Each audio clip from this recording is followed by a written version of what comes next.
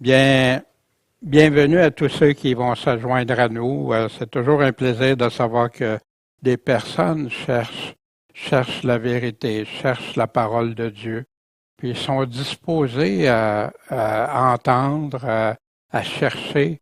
Soyez bénis. Dieu aime ceux qui cherchent la vérité, qui aiment la vérité, qui lui demandent. Puis on retrouve toute sa vérité dans ses paroles. Puis on se souvient que celui qui lit, il fasse attention, puis c'est ce qu'on veut faire.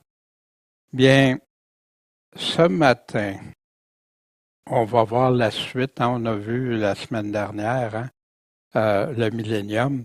Mais ce matin, on va voir après, tout va devenir nouveau, tout beau. La terre, les cieux, puis la nouvelle Jérusalem. Fait que c'est ce qu'on va regarder ce matin. Mais le dernier message, on avait vu que Dieu a laissé encore une opportunité aux hommes de vivre avec lui pour l'éternité pendant ces 1000 ans. Les 1000 ans dans lesquels les chrétiens nés de nouveau sont ressuscités ou transformés, la dernière trompette, comme Paul nous dit. Puis pendant ces 1000 ans-là, Dieu a enchaîné le malin. Il ne peut plus influencer. Puis il ne peut plus s'interposer dans les vies comme il a fait avec Adam et Ève. Ça va arriver, mais juste à la fin du millénium, un test final pour l'humanité. Dieu avait déjà laissé un nouveau départ, souvenons-nous de Noé et ses descendants. Mais il y en a, comme au temps de Noé aussi, après les années qui ont suivi, qui ont décidé de se détourner de ce que Dieu avait. Pourtant, ils avaient tous été témoins. Les 8 avaient été témoins du déluge, puis ils l'avaient raconté à leurs enfants. Plusieurs vont choisir volontairement, malheureusement, après avoir connu le royaume de Dieu sur terre, de se rebeller une dernière fois, puis même vouloir attaquer le trône de Jésus-Christ, puis ses élus sur terre. Mais Dieu va mettre un stop à ça en envoyant du feu du ciel, puis le malin va être vaincu pour toujours envoyer dans le lac de feu, rejoindre la bête et le faux prophète, qui y était déjà depuis 1000 ans. Avoir la foi, croire à toutes ces promesses, ces avertissements, c'est si important pour le chrétien. Puis, comme l'apôtre Jean écrivait, aujourd'hui, si vous entendez sa voix, endurcissez pas votre cœur. Le monde passe et sa convoitise, mais celui qui fait la volonté de Dieu demeure éternellement. En passant, là, aujourd'hui, si vous entendez sa voix, vient de Hébreu, puis le passage suivant. Le ciel et la terre vont passer. Qu'est-ce que ça veut dire passer? Ils ne seront plus. Mais mes paroles ne passeront pas, elles vont demeurer éternellement la parole de Dieu. Puis ce qui va se passer aussi, c'est une promesse de Dieu, je rétablirai tes juges tels qu'ils étaient autrefois, le règne, et tes conseillers tels qu'ils étaient au commencement. Après cela, on va t'appeler la ville de la justice, la cité fidèle. Puis les chrétiens vont participer à ce règne-là, comme roi et sacrificateur. Bien, ce matin, on va voir la suite de la merveilleuse promesse de Dieu, celle que Dieu va tout créer à nouveau pour ses nouvelles créatures, parce qu'il n'y a plus personne qui, quand ça va être rendu à ce niveau-là, qui va être comme autrefois une ancienne créature, c'est clair et net. Des nouveaux cieux, une nouvelle terre, puis une nouvelle Jérusalem. Fait qu'on va voir l'introduction de la nouvelle Jérusalem. On va décrire ce que la parole nous dit au sujet de nouvelle terre, nouveaux cieux. Puis en laissant toujours la parole qui vient de Dieu nous éclairer, nous guider, nous instruire, puis nous conduire dans la véritable foi. Parce que comme croyant, on ne peut pas ni enlever, ni ajouter ce que Dieu nous dit. La foi vient de ce qu'on entend. Puis ce matin, Michel, est-ce que tu... J'ai oublié d'en parler à Michel encore. La lecture du chapitre 21, 1 à 16. Je vis ensuite un ciel nouveau et une terre nouvelle, car le premier ciel et la première terre avaient disparu, et la mer n'était plus. Et moi, Jean, je vis la sainte cité, la nouvelle Jérusalem, qui descendait du ciel d'auprès de Dieu, préparée comme une nouvelle mariée qui s'est ornée pour son époux. Et j'entendis une grande voix du ciel qui disait, « Voici le tabernacle de Dieu avec les hommes, et il habitera avec eux. Ils seront son peuple, et Dieu sera lui-même avec eux, il sera leur Dieu. Et Dieu essuiera toute larme de leurs yeux, et la mort ne sera plus. Il n'y aura plus ni deuil, ni cri, ni travail, car les premières choses sont passées. » Et celui qui était assis sur le trône dit, « Voici, je fais toutes choses nouvelles. » Puis il me dit, « Écris, car ces paroles sont véritables et certaines. » Il me dit aussi, « C'en est fait. Je suis l'alpha et l'oméga, le commencement et la fin. Je donnerai gratuitement de la source d'eau vive à celui qui a soif. Celui qui vaincra héritera toutes choses. Je serai son Dieu et il sera mon fils. Mais pour les lâches, les incrédules, les abominables, les meurtriers, les fornicateurs, les empoisonneurs, les idolâtres et tous les menteurs, leur part est dans les temps ardents de feu et de soufre. Ceci est la seconde mort. » Alors l'un des 7 anges, qui avait eu les 7 coupes pleines des 7 dernières plaies, vint à moi et me parla en disant, « Viens, je te montrerai la nouvelle mariée, l'épouse de l'agneau. » Et il me transporta en esprit sur une grande et haute montagne, et il me montra la grande cité, la sainte Jérusalem, qui descendait du ciel, venant de Dieu, avec la gloire de Dieu. Et son éclat était semblable à celui d'une pierre très précieuse, telle qu'une pierre de jaspe cristallin. Elle avait une grande et haute muraille avec 12 portes, et aux 12 portes 12 anges et des noms écrits. C'étaient les noms des 12 tribus des enfants d'Israël. À l'Orient, 3 portes, au septentrion, 3 portes, au Midi, 3 portes, à l'Occident, 3 portes. La muraille de la ville avait 12 fondements, sur lesquels étaient les noms des 12 apôtres de l'agneau.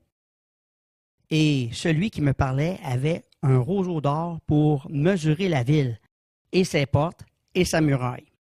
La ville était quadrangulaire, et sa longueur était égale à sa largeur.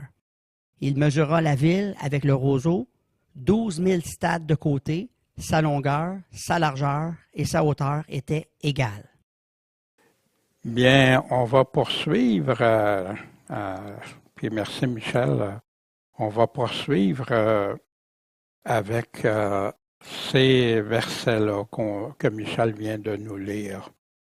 Et on va les regarder un après l'autre.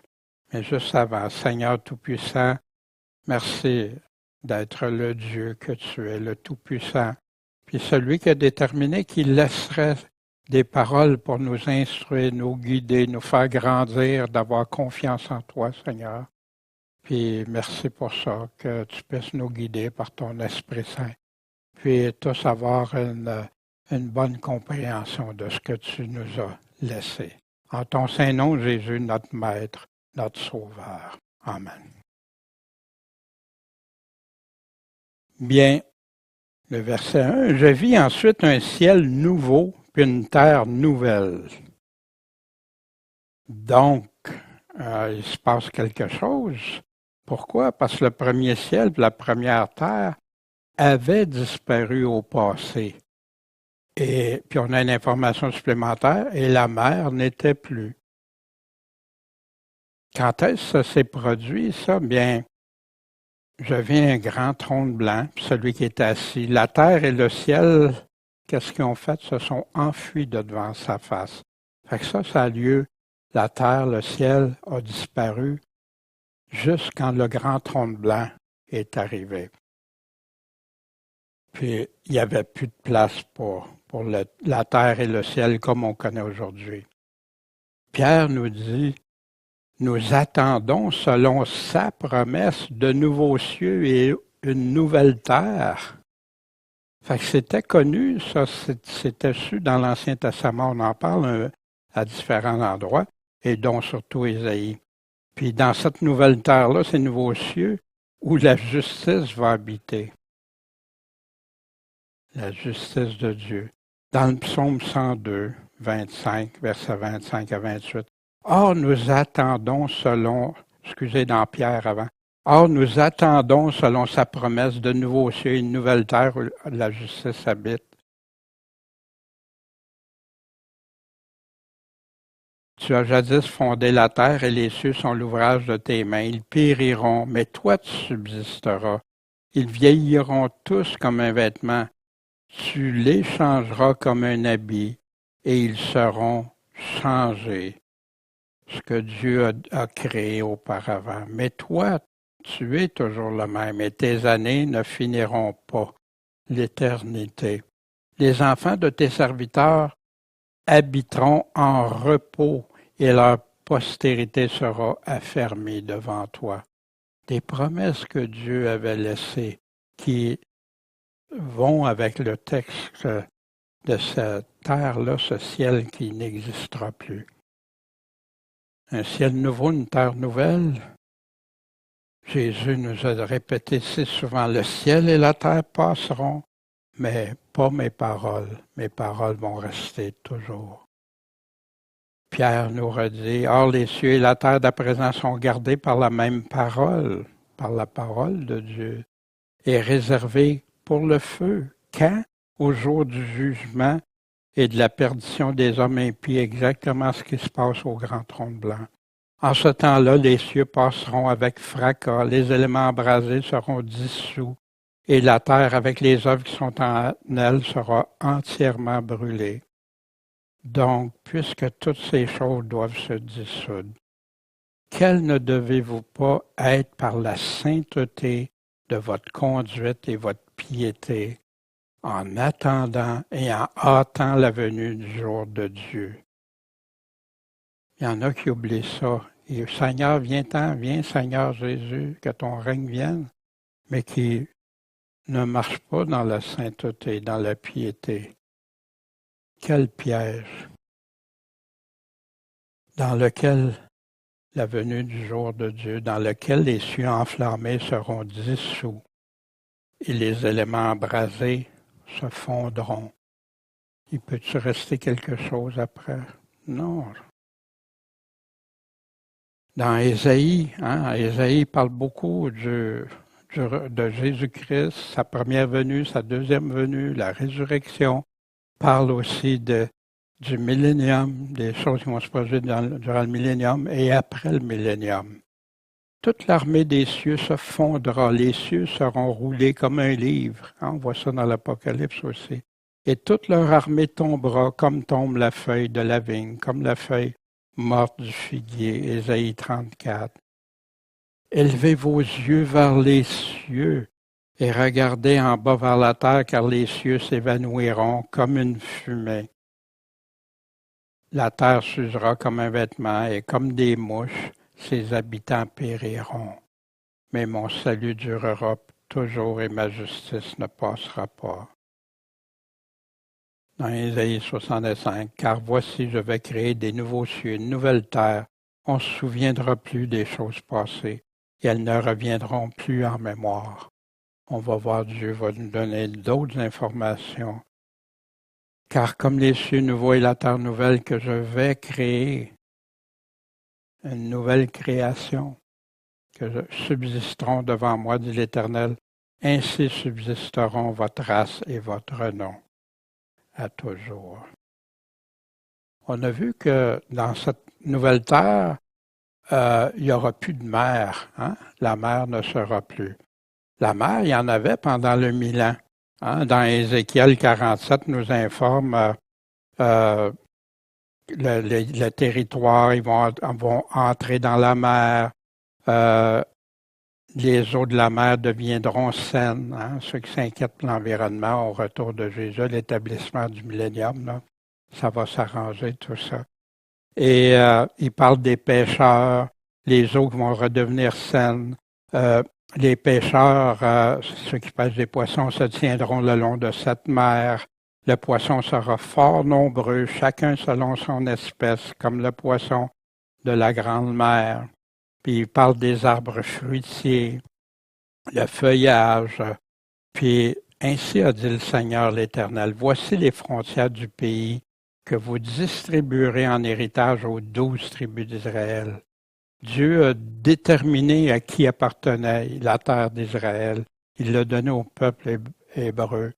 Maintenant, ça leur a été enlevé. Maintenant, ils sont retournés dans leur pays, mais ça va leur être encore une fois. Ils vont vivre toutes sortes de choses. Et Jérusalem va être encerclée, etc. On a vu ça il n'y a pas longtemps. Mais ici, la terre va être de nouveau distribuée. Dieu a décidé ça. Vous en aurez tous également la possession parce que j'ai promis la main levée de le donner à vos pères. C'est une promesse de Dieu. Ce pays-là vous tombera en partage. Puis là, il donne les limites, puis il part depuis la Grande Mer, puis il va répéter depuis. Fait que donc, il y a de la mer. Fait que c'est pour ça qu'on sait que c'est dans le millénium, ça. C'est pas dans Nouvelle Jérusalem, Nouvelle Terre. Chapitre 21. Puis en passant, dans ce chapitre-là, il va parler aussi avec des étrangers, le partage avec les autres nations, ceux qui seront avec le Seigneur, bien sûr, qui régneront aussi avec le Seigneur. Et moi, Jean, je vis la sainte cité, la nouvelle Jérusalem, qui descendait du ciel où elle était d'auprès de Dieu. Comment elle était? Elle était préparée comme une nouvelle mariée qui s'est ornée pour son époux. Hein? Moi, je me souviens du jour de mon mariage, ma femme était c'est la plus belle. Il n'y en avait pas d'autre qui pouvait arriver à ça. Puis comment elle s'était préparée et tout. Mon cœur était tout émerveillé, chamboulé.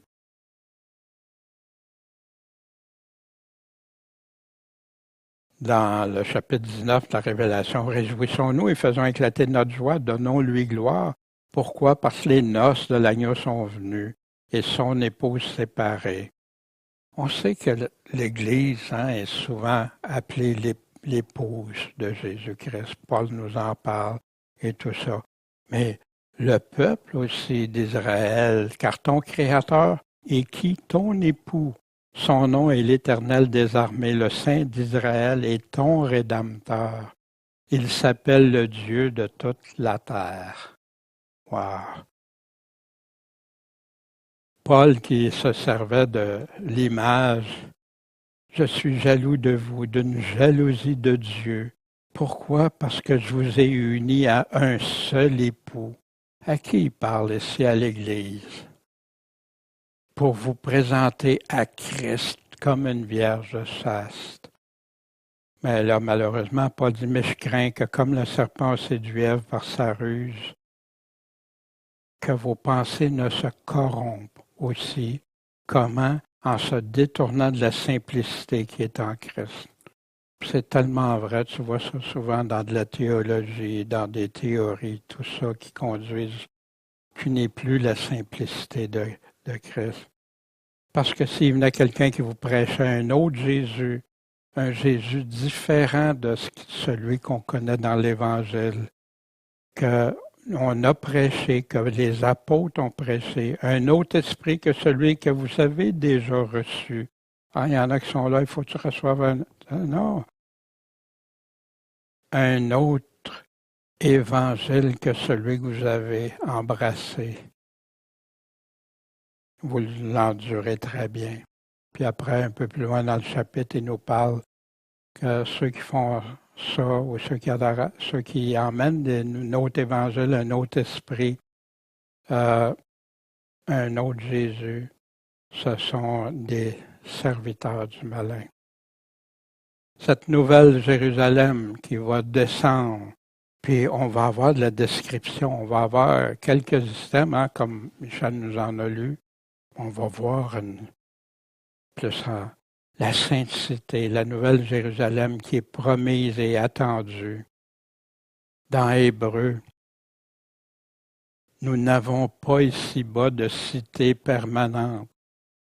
C'est malheureux, il y a des gens qui vivent comme si leur patrie, c'est ici sur la terre, des chrétiens qui font ça. C'est contraire à ce que l'Évangile nous dit. Oui, on a un endroit pour rester. Oui, on a des choses. Mais c'est pas ça le but. Dieu peut nous bénir, nous donner de quoi se loger, se nourrir et tout ça. Amen. Mais si c'est très temporaire, ça. Puis ça peut disparaître très vite comme ça arrive présentement à plusieurs. Mais nous cherchons laquelle, c'est laquelle qu'on cherche, celle qui est à venir. Donc, offrons à Dieu sans cesse par Jésus un sacrifice de louange, c'est-à-dire le fruit des lèvres qui confesse son nom, qui témoigne pour lui, qui dit qui il est pour toi. Voici Jésus. Je crois un passage qui est directement relié, que je ne comprenais pas très bien avant parce qu'on m'avait expliqué que ça, quand Jésus vient, il t'enlève, puis tu pars avec lui, puis tu t'en vas dans le ciel. Mais qu'est-ce qu'on fait de Jésus qui vient régner sur la terre, de ceux qui vont régner avec lui sur la terre et tout ça? Voici ce que Jésus disait, que votre cœur ne se trouble pas. Croyez en Dieu, croyez aussi en moi. Il y a plusieurs demeures dans la maison de mon Père. On a vu la maison de son Père, puis on va le revoir dans les Écritures suivantes, que c'est la maison de Dieu, la Nouvelle Jérusalem.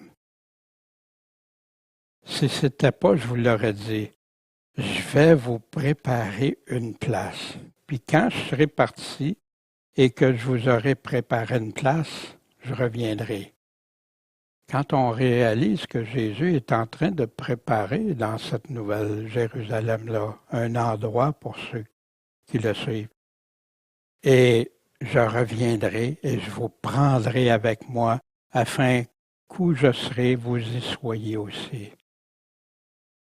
Mais avant d'être dans la nouvelle Jérusalem, nous allons être avec lui et régner sur terre. Mais on va être avec Jésus.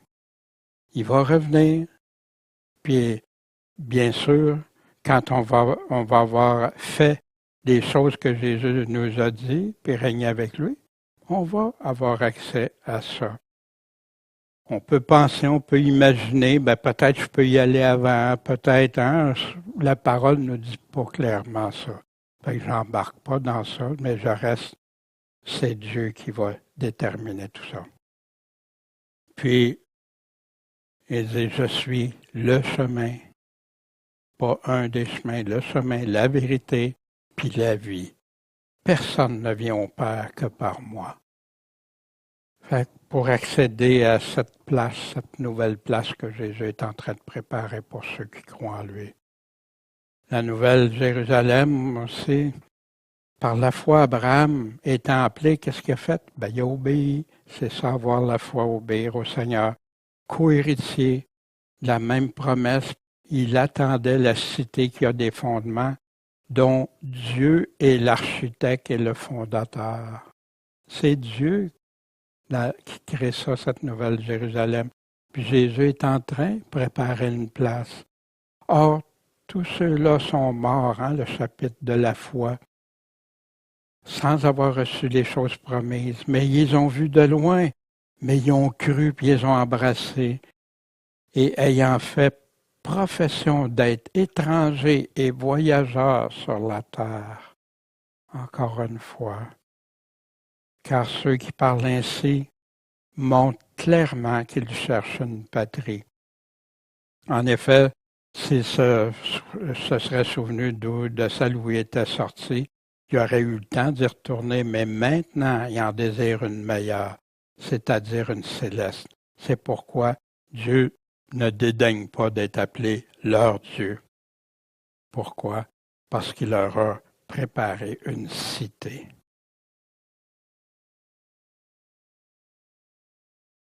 Dans la lettre aux Hébreux encore, qui nous parle beaucoup des promesses que Dieu avait faites, vous vous êtes approchés de la montagne de Sion, de la cité du Dieu vivant, de la Jérusalem céleste.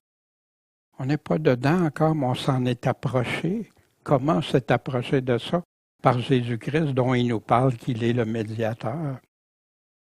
Des milliers d'anges, de l'assemblée de l'Église et des premiers-nés inscrits dans les cieux, d'un juge qui est Dieu de tous, des esprits des justes parvenus à la perfection, et de Jésus, médiateur de la nouvelle alliance, et du sang de l'aspersion, qui prononce des bien meilleures choses que celui d'Abel. Prenez garde de ne pas mépriser celui qui vous parle, parce que si ceux qui méprisaient celui qui les avertissait sur la terre, nous on a la parole de Dieu qui nous avertit sur la terre, de la part de Dieu, ils échapperont pas. Nous, on va encore échapper encore bien moins si nous nous détournons de celui qui parle des cieux. Il parle à des chrétiens ici, dont la voix dans ce temps-là a ébranlé la terre, puis qui maintenant a fait cette promesse en disant « Encore une fois, j'ébranlerai non seulement la terre, mais aussi le ciel. » C'est ce qui va se produire bientôt.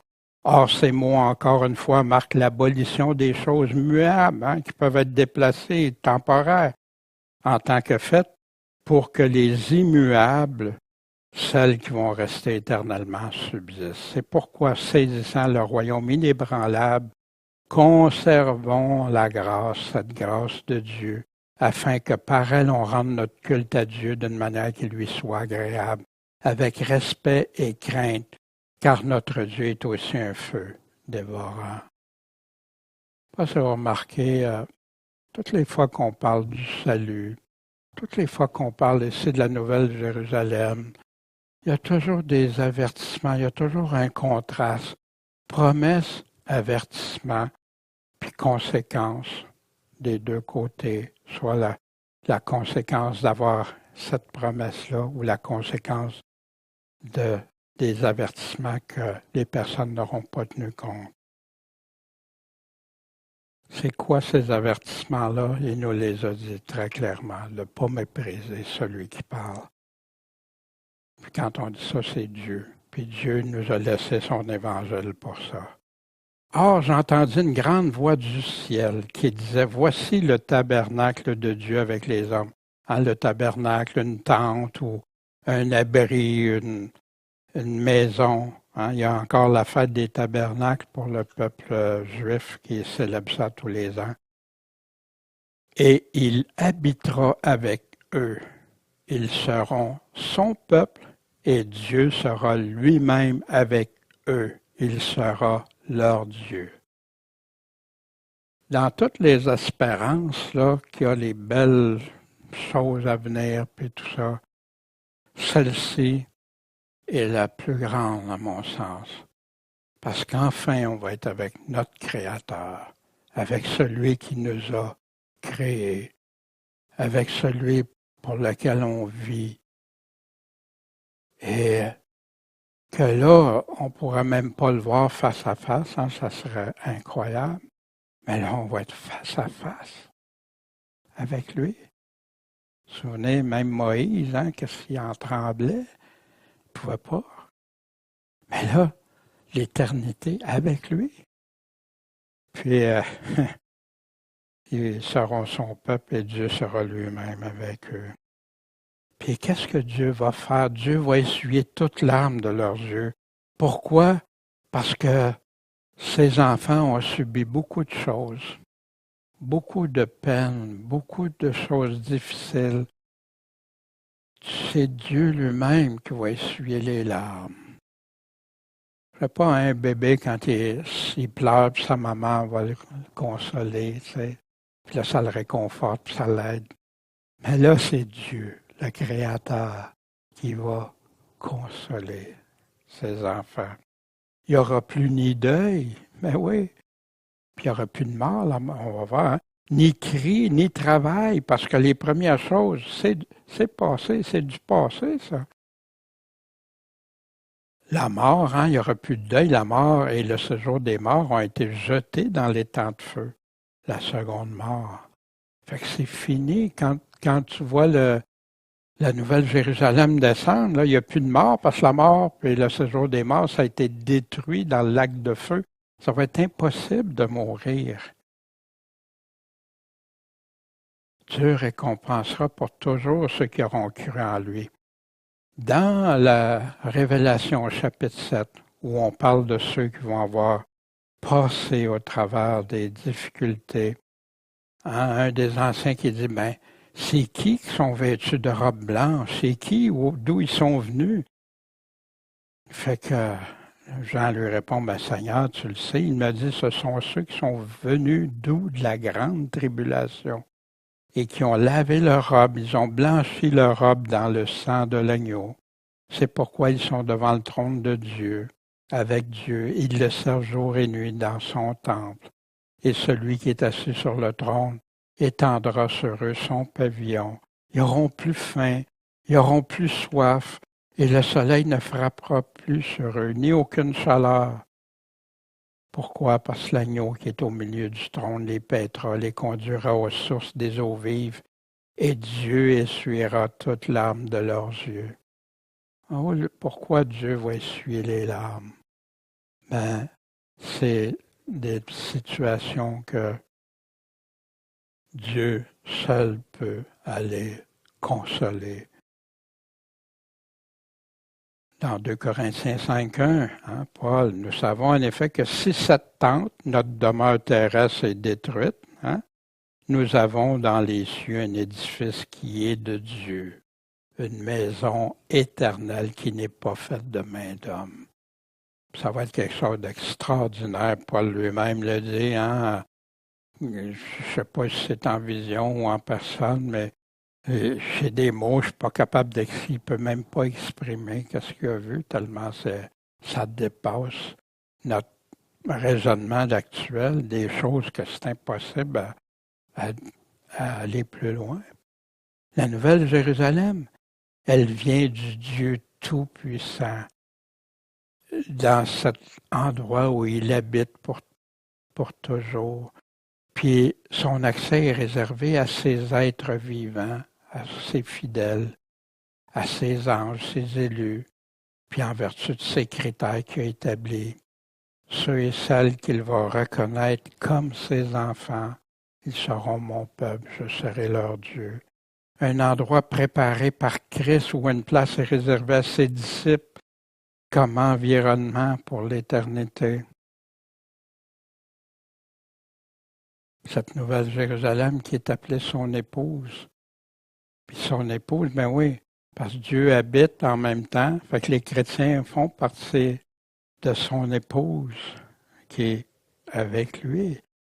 Dans la nouvelle Jérusalem et la résidence également des chrétiens. Les choses anciennes disparues, oubliées, fini les troubles. Ça va être le repos, les guérisons, plus de peine, plus de peur, plus de mort. Tout devient nouveau, comme pour la création initiale de Dieu dans le Jardin d'Éden, mais pour toujours avec des choses inexprimables, des surprises de la part de Dieu pour ceux et celles qui l'auront cru, puis qui vont l'avoir suivi comme disciples. Enfin, le royaume des cieux promis pour toute l'éternité. Pour nous, l'éternité aura déjà débuté. Il y en a d'autres durant le millénium qu'elle va débuter au grand trône blanc. Il y en a d'autres que c'est avec le Seigneur. Puis nous, quand cette période de 1000 ans sera terminée, on va poursuivre cette éternité-là, mais d'un endroit merveilleux. Est-ce qu'il y a quelque chose de plus important? Quand on pense à tout ce qu'on a, tous nos avoirs, toute notre vie, notre statut, c'est quoi qui va être le plus important?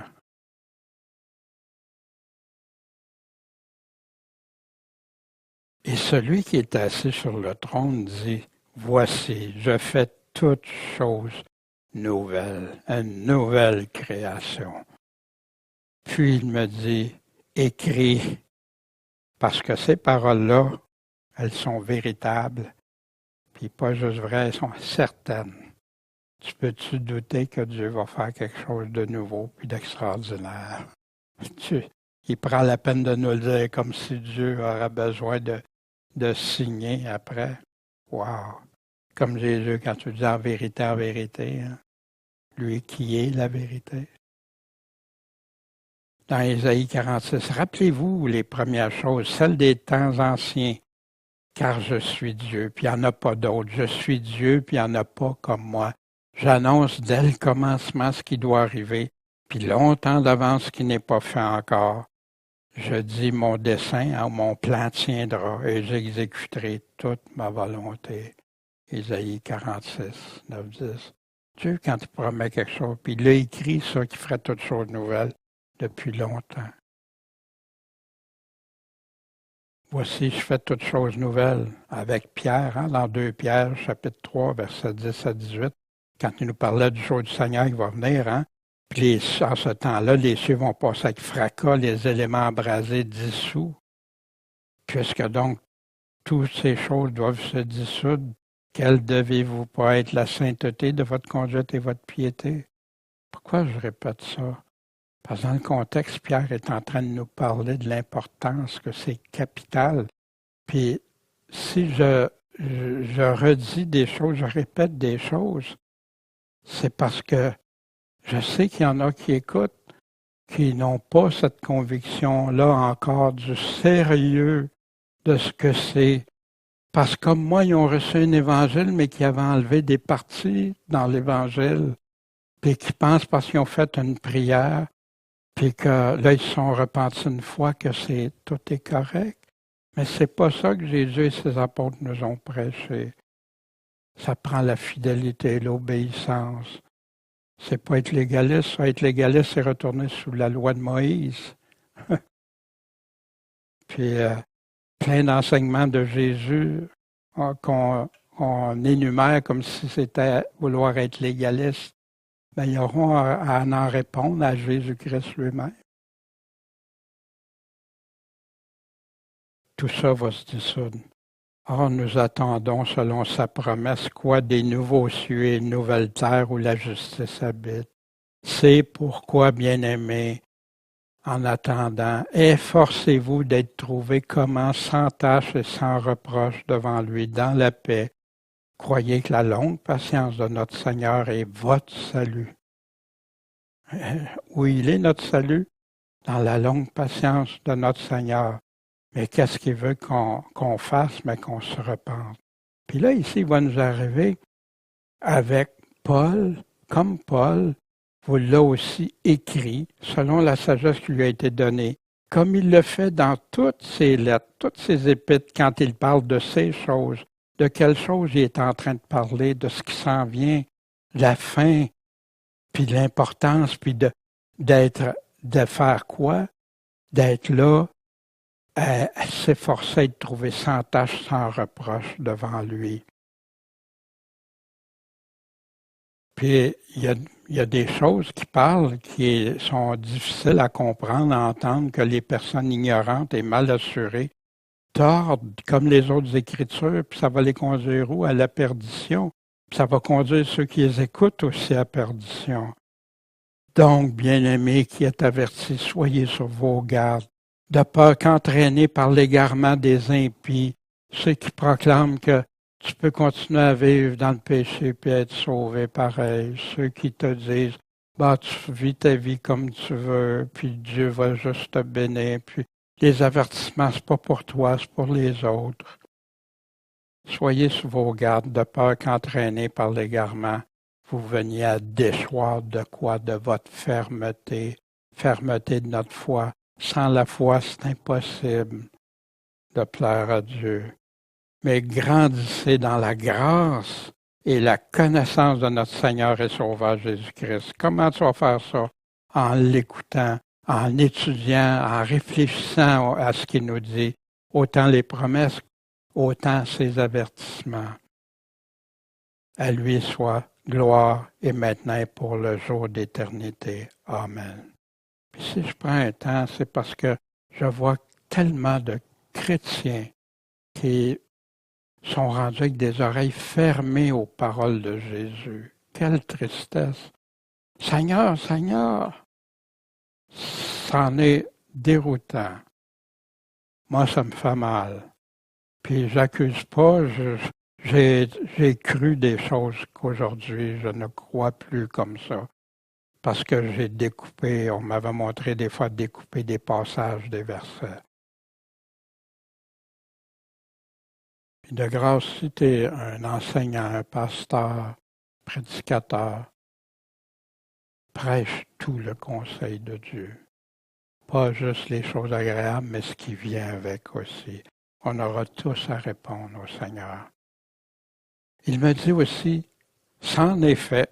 Qu'est-ce que ça veut dire, c'en est fait? C'est accompli, c'est fait, c'est réglé. Je suis l'alpha et l'oméga, le commencement et la fin. Qui peut dire ça? Je donnerai gratuitement de la source d'eau vive à celui qui a soif. Il nous parle de ça aussi, on va le voir, chapitre 22. Hein? L'esprit et l'épouse disent, viens, que celui qui l'entend dise, celui qui l'entend, c'est qui ça? C'est nous maintenant. Celui qui l'entend dise aussi, viens, que celui qui a soif, as-tu cette soif? Vienne et que celui qui voudra de l'eau vive en reçoive gratuitement. Ça ne te coûtera pas d'argent. Ah, c'est ça qu'on va regarder ce que Dieu nous dit. Jésus, vous vous souvenez, celui qui croit en moi, des fleuves d'eau vive couleront dans son sein, comme dit l'Écriture. De quoi qu'il est en train de parler, la Bible nous répond. Il dit cela de l'Esprit que devaient recevoir ceux qui croiraient en lui, parce que le Saint-Esprit n'avait pas encore été donné, parce que Jésus n'avait pas encore été glorifié, mort à la croix et ressuscité. Paul nous parle le fruit de l'Esprit, les fleurs d'eau vive, consistent en quoi? En toutes sortes de bonté, de justice, puis de vérité. Dans Ésaïe 12, vous puiserez des eaux avec joie aux sources du salut. On va revenir à ça plus tard, pas aujourd'hui. Vous vous souvenez la Samaritaine? Si tu connaissais le don de Dieu, et qui est celui qui te dit, donne-moi à boire, tu lui demanderais toi-même, puis il te donnerait quoi? L'eau vive. Voici, je donnerai gratuitement. Gratuitement est souvent sorti de son sens. Amener que tu acceptes Jésus, puis là, tu n'as rien à faire.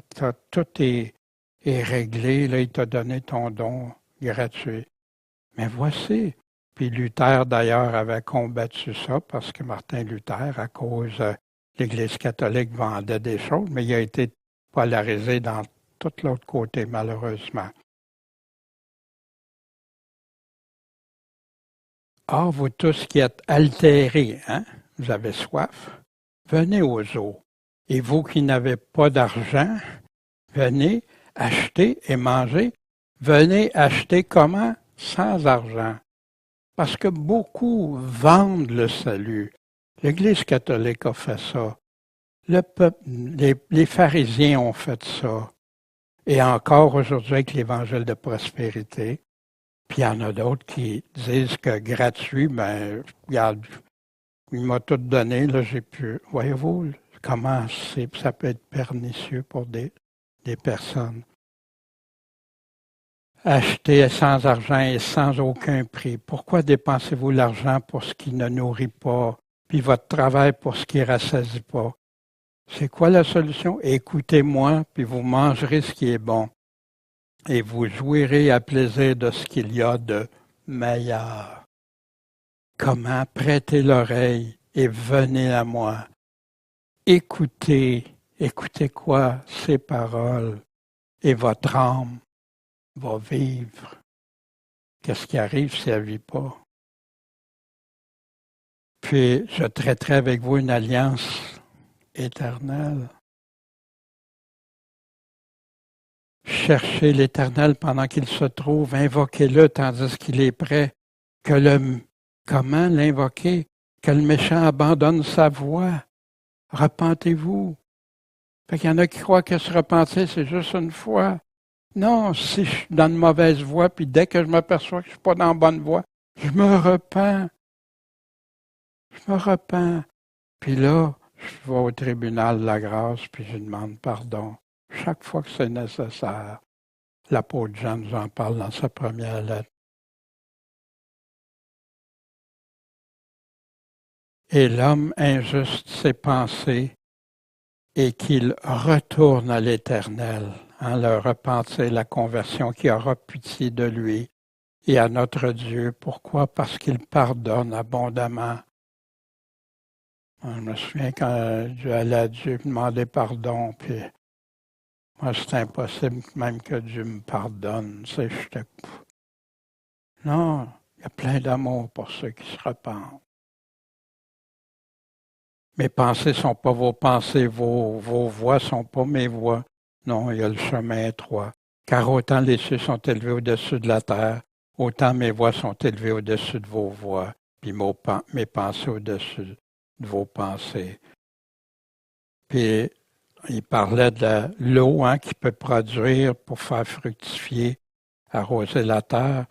Ainsi en est-il de ma parole qui sort de ma bouche.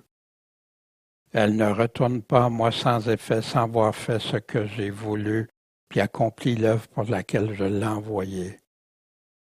Puis ceux qui font ça, vous sortirez avec joie, vous serez conduits en paix, les montagnes et les collines éclateront en cris de joie devant vous et tous les arbres des champs battront des mains. Une image forte pour dire « Wow! » Faites ça. Puis là, vous allez être des élus bienheureux.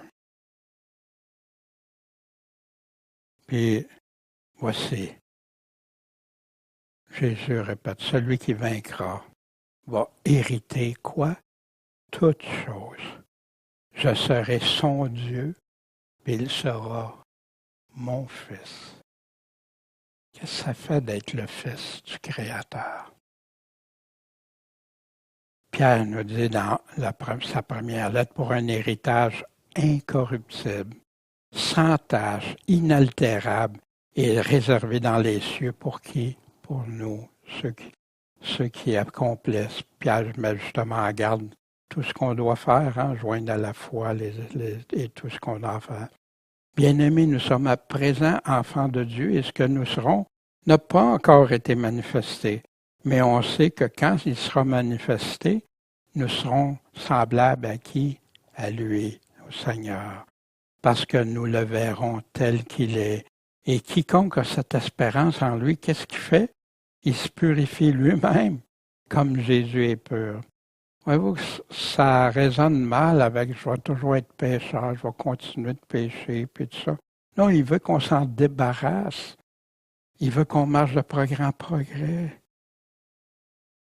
Et si nous sommes, voici aux Romains, si nous sommes enfants, nous sommes aussi héritiers, héritiers de Dieu et co-héritiers de Christ. Vous vous souvenez, tantôt, Pierre parlait de Paul, faire attention, il y en a qui... Si, il met une condition pour qu'on soit héritier et co-héritier, si toutefois nous souffrons avec lui.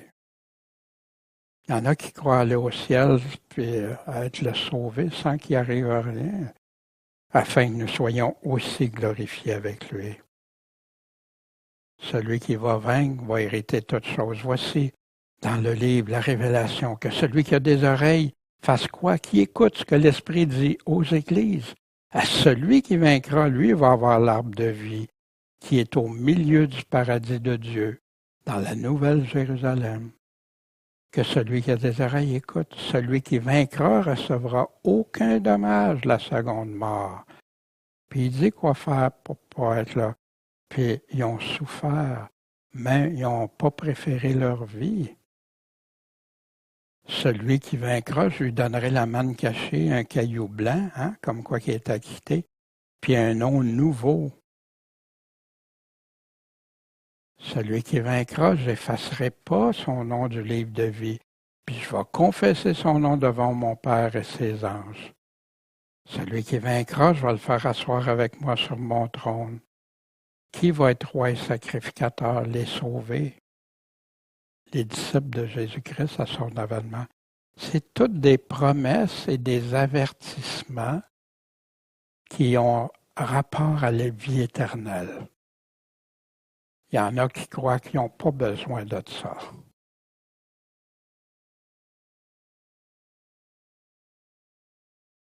Ceux qui vont hériter. Selon Jésus, c'est qui ceux et celles qui vont être courageux?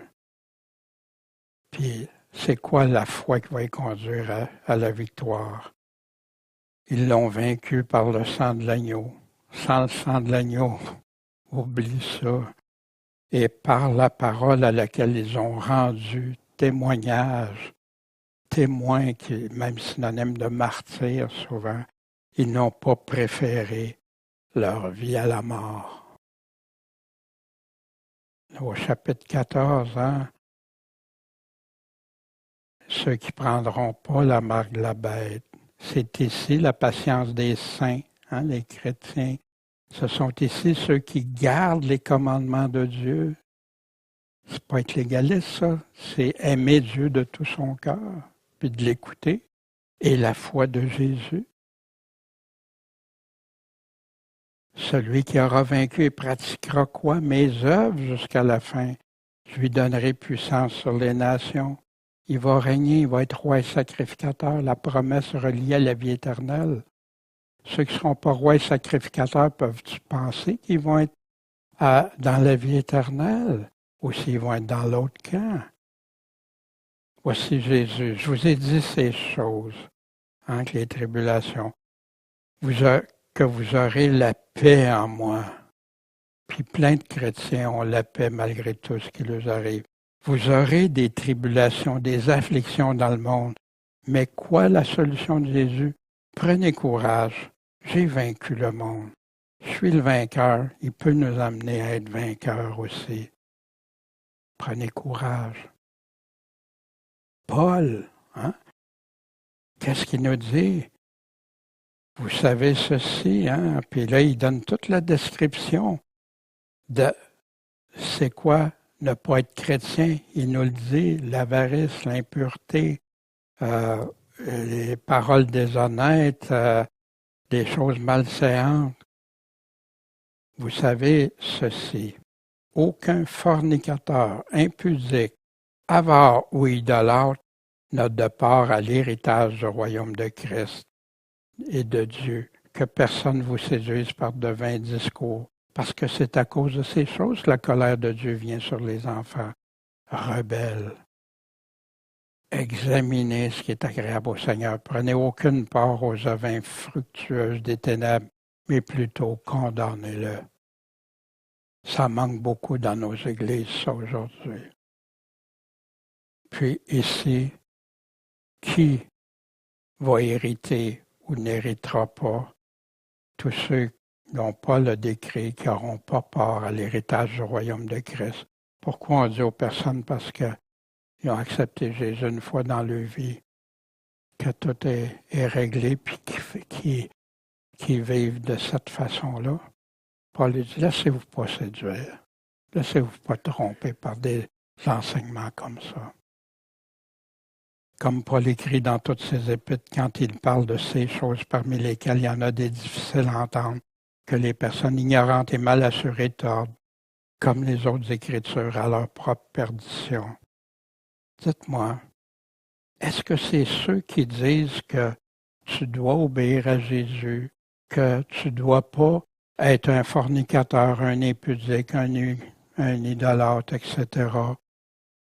C'est ceux qui disent « fais attention à ne pas faire ça », puis que tu n'auras pas d'héritage au royaume de Dieu. C'est-tu lui qui, ou elle, ou ceux qui disent ça comme ça, qui tordent les Écritures, qui pensent comme ça? Ou si c'est plutôt ceux qui disent le contraire, que tu peux vivre dans l'impiété, que tu peux, mais tu vas être sauvé pareil.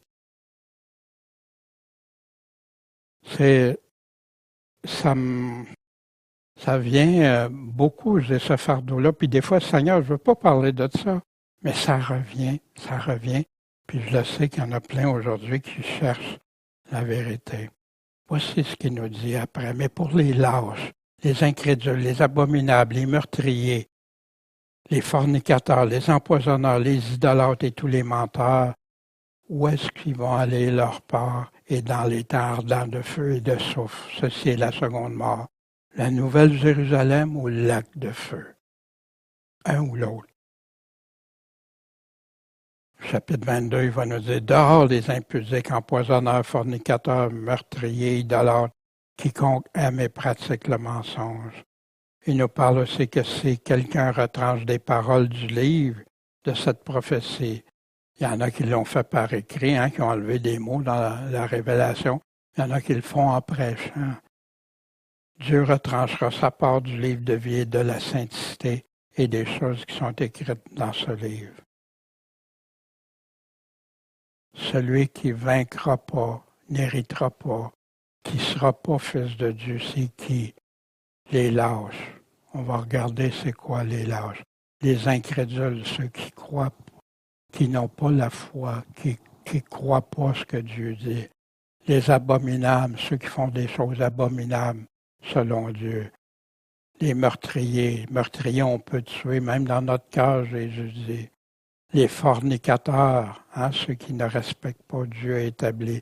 Fornicateurs envers Dieu, fornicateurs au niveau impureté. Les empoisonneurs.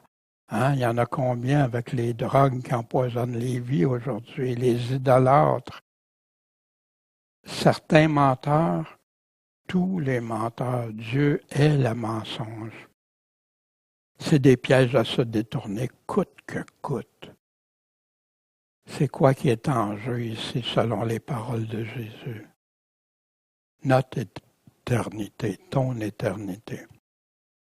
Lâche ou courageux? Tu sais, quand il dit qu'il n'y aura pas de lâche. Le contraire d'être un lâche, c'est d'être courageux, d'avoir du courage. C'est pas quand tu n'as pas de crainte, mais c'est quand tu es vainqueur de ta peur. Tu vas la surmonter pareil, cette peur-là que tu as, pour agir, pour parler, pour tenir bon, pour être déterminé à persévérer, tu es prêt à tout. Pas laisser tomber, pas abandonner la foi, prendre sa croix, choisir la vraie vie, la vraie foi et la vraie espérance que Jésus et ses apôtres nous ont proclamée. On n'a pas besoin d'être des élites pour ça. Il y a plein d'hommes, de femmes et d'enfants qui ont pris position pour le Seigneur, sans renier jamais. Mais pour les courageux qui ont cru, après avoir compris et agi en conséquence malgré leur crainte. Jésus nous dit dans Luc 9, « Si quelqu'un a honte de moi puis de mes paroles, Jésus aura honte de lui quand il viendra dans sa gloire. Quiconque me confessera devant les hommes, le Fils de l'homme le confessera devant les anges de Dieu. Mais celui qui me reniera devant les hommes, il sera renié devant les anges de Dieu. » C'est le grand danger. Avec la marque de la bête, les gens devront renier Jésus-Christ pour obtenir cette marque-là.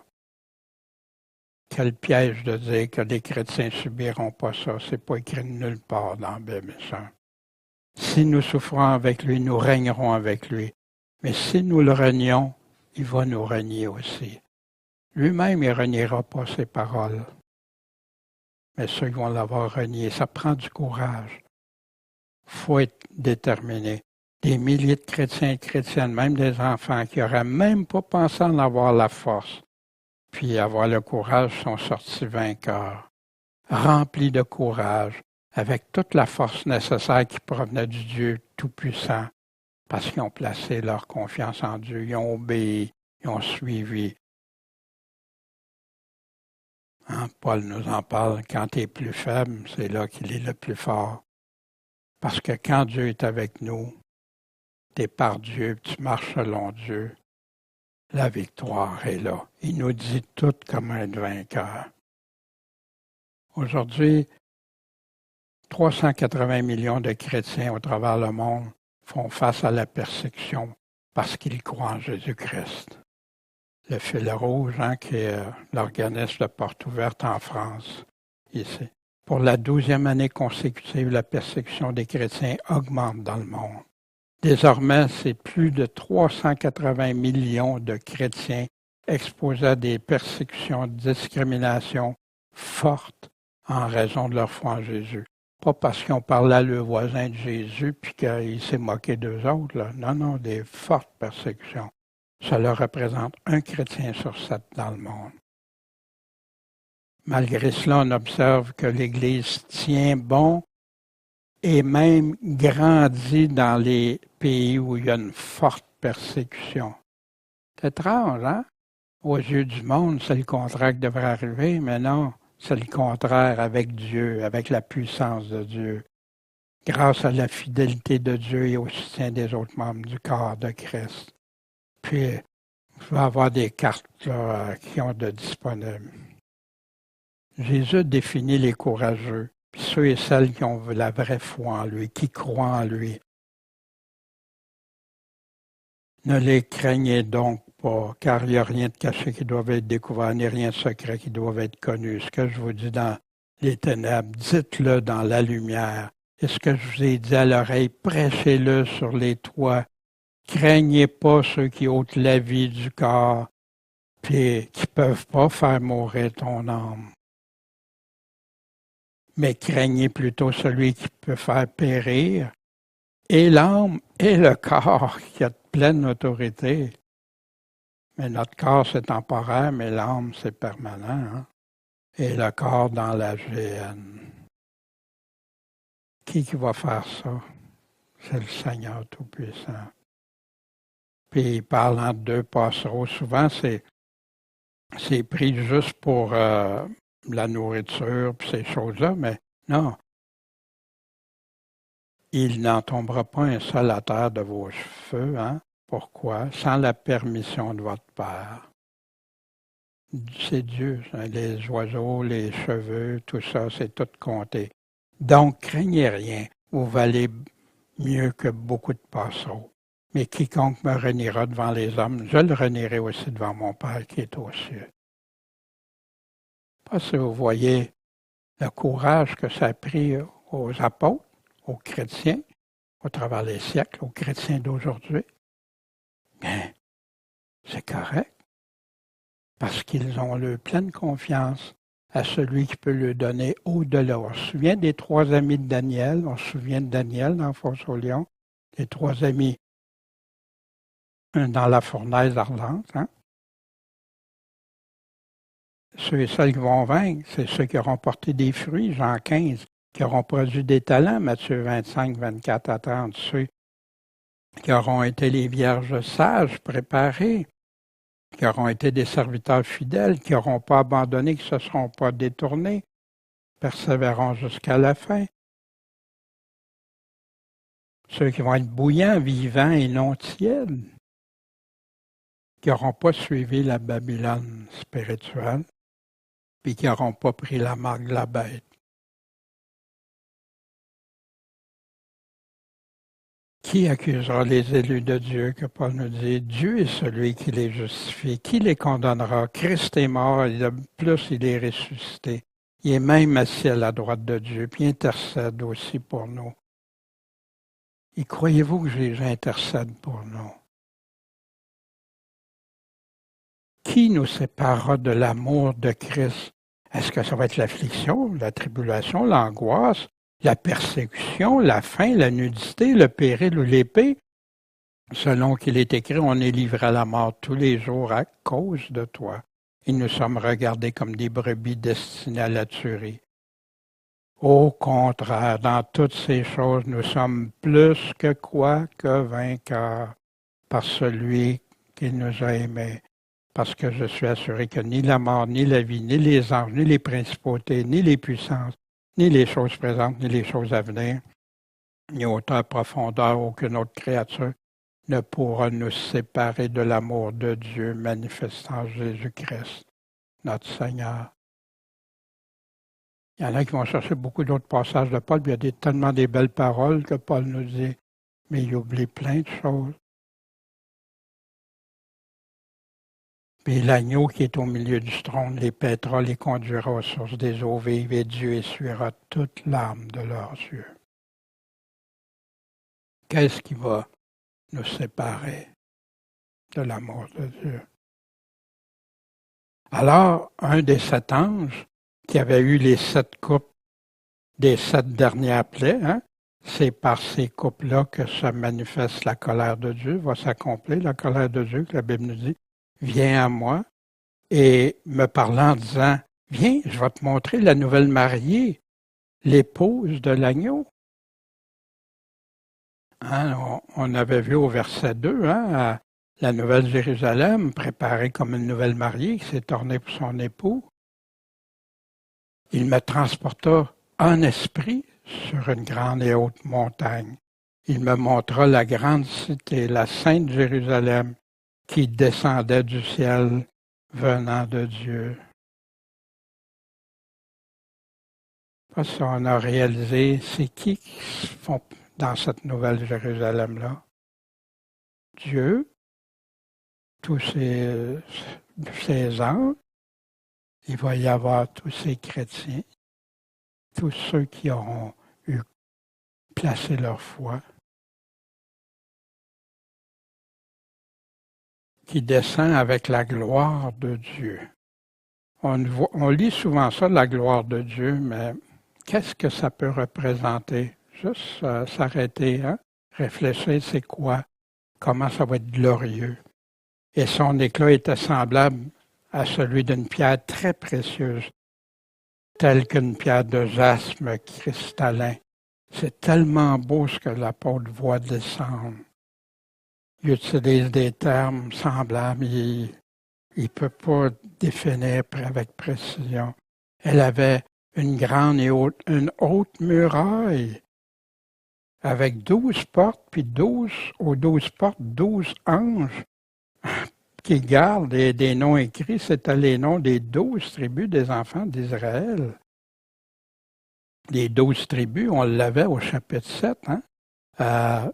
Les 144 000, hein, qu'on va voir éventuellement. Noël m'avait demandé, posé une question sur les 144 000, on y reviendra éventuellement.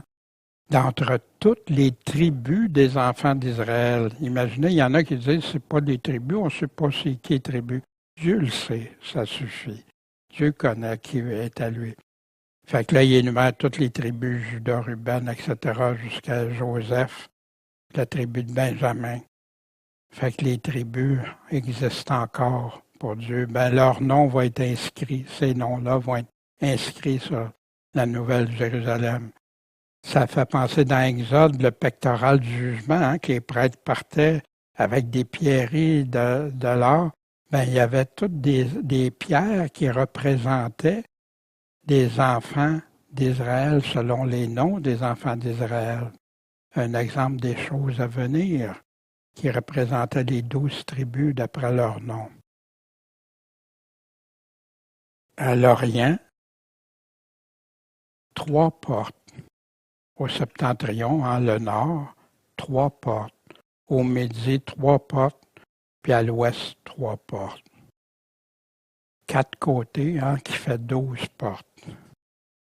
La muraille de la ville avait 12 fondements sur lesquels était écrit quel nom? Les 12 apôtres de l'agneau. Hein, les 12 apôtres de l'agneau, on les a les noms dans la parole de Dieu. Hein. On regarde dans Acte 1, parce qu'il y a eu des changements. Il y a Judas qui n'est plus là.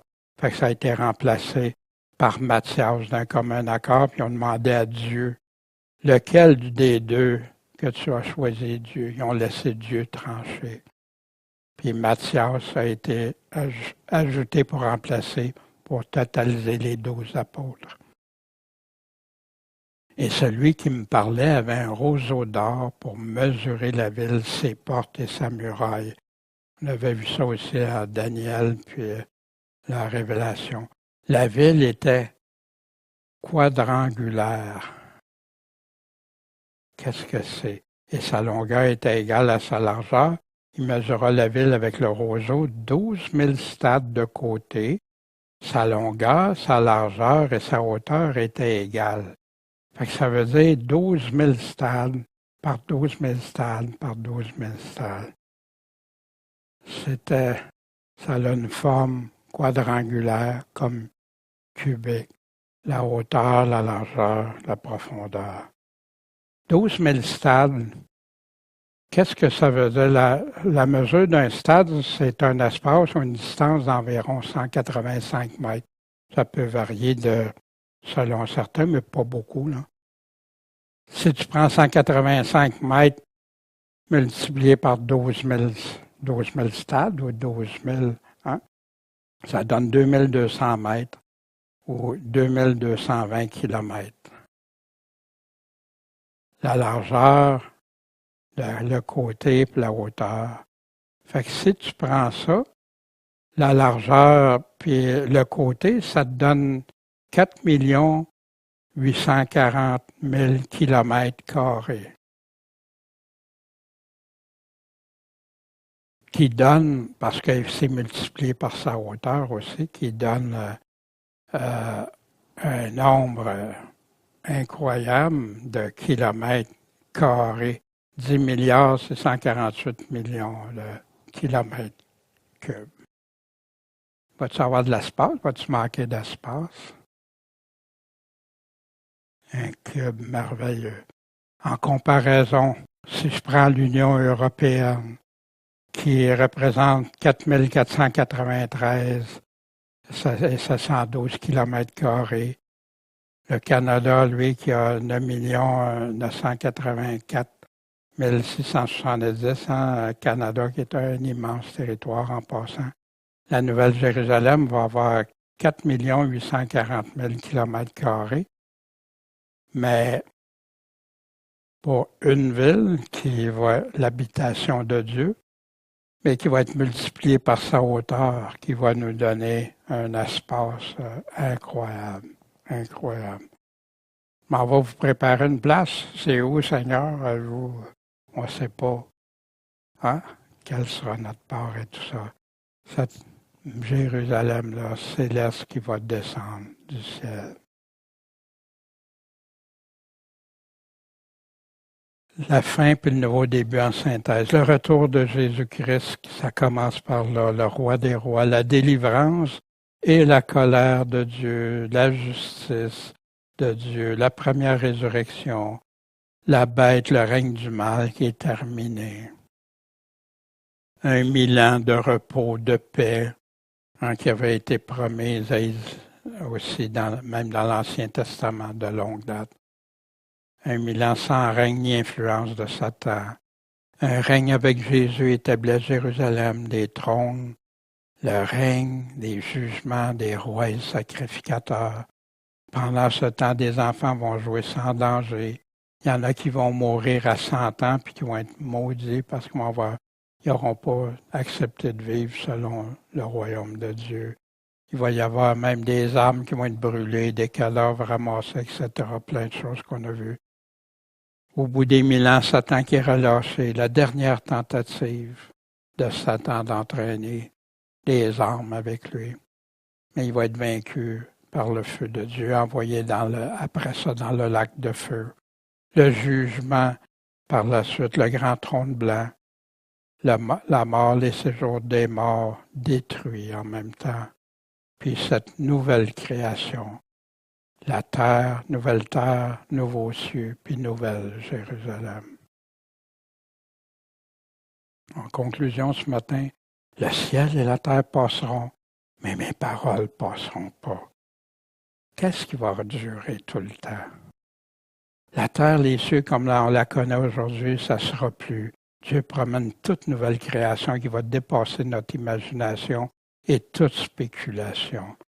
L'apôtre Jean, l'apôtre Paul, les prophètes de la Bible qui ont eu des visions, des révélations en étaient stupéfaits, sans mots pour décrire la beauté, sa beauté et tout ce qui va se passer.